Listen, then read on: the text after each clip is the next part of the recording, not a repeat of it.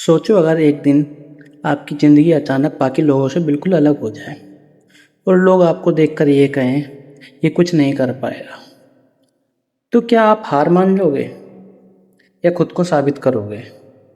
मेरी आज की कहानी एक ऐसे इंसान की कहानी है जिसके हाथ नहीं थे और पैर भी नहीं थे, लेकिन सपने बड़े थे और उन्हीं सपनों में उन्होंने दुनिया तक पहुंचा दिया।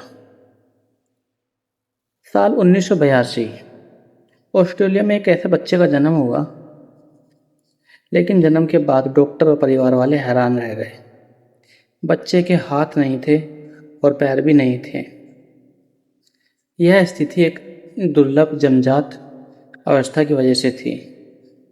परिवार के लिए यह बहुत कठिन समय था। सबके मन में एक ही सवाल था, ये बच्चा आगे कैसे जी पाएगा। लेकिन उसके माता पिता ने शुरुआत से ही एक फैसला लिया, उसे दया नहीं मौका मिलेगा। स्कूल शुरू हुआ, लेकिन असली संघर्ष भी। बाकी बच्चे खेलते भागते और निक उन्हें देखता।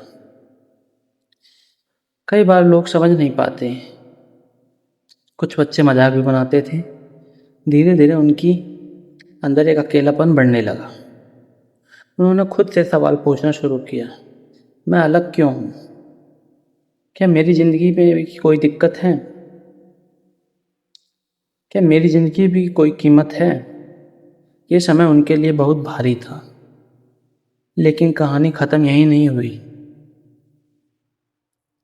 एक दिन उन्होंने महसूस किया, अगर मैं खुद को सिर्फ कमी से देखूँगा तो ज़िंदगी के कभी आगे नहीं बढ़ पाऊँगा।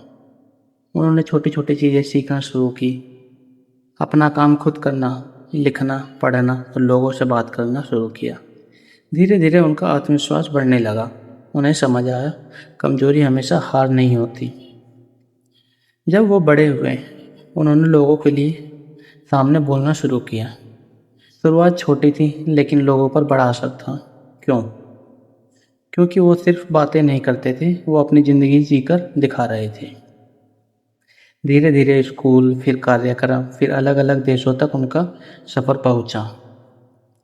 लाखों लोग उनकी बातें सुनने लगे। निक ने दुनिया को एक ऐसी बात सिखाई, सफलता हमेशा शरीर से नहीं होती, सोच से शुरू होती है। उन्होंने किताबें लिखी, लोगों से मिले और यह उम्मीद का संदेश दिया। आज भी लाखों लोग उनकी कहानी सुनकर नई शुरुआत करते हैं।